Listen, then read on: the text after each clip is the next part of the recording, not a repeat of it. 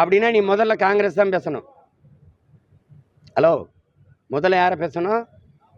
நேரு மக, நேரு மயன், நேரு பேரன், நீ அப்படிதான் பேசணும். ஏன் பேசல? மன்னர் ஆட்சியை எதிர்ப்பேன் என்று அரசியலுக்கு வந்த தாவேக தலைவர் விஜய் ஏன் காங்கிரஸை எதிர்க்கவில்லை என நாம் தமிழர் கட்சி ஒருங்கிணைப்பாளர் சீமான் கொந்தளித்துள்ளார். எதனாலன்னு கேக்குறேன்னு சொல்லுங்க. எதனால மன்னர் ஆட்சி? அப்படின்னா நீ முதல்ல காங்கிரஸ் தான் பேசணும். ஹலோ, முதல்ல யாரை பேசணும்? நேரு மக, நேரு மயன், நேரு பேரன், நீ அப்படிதான் பேசணும். ஏன் பேசல?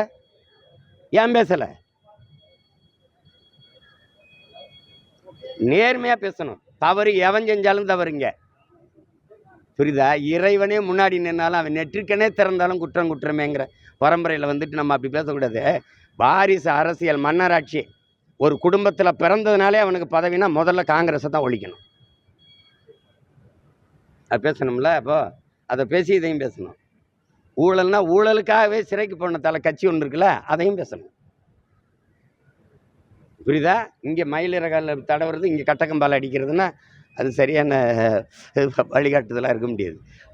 பேசணும். மன்னராட்சின்னு எதை வச்சு சொல்கிறீங்க? எதை வச்சு சொல்கிறீங்க? இப்போ பதில் இருக்கா உங்ககிட்ட?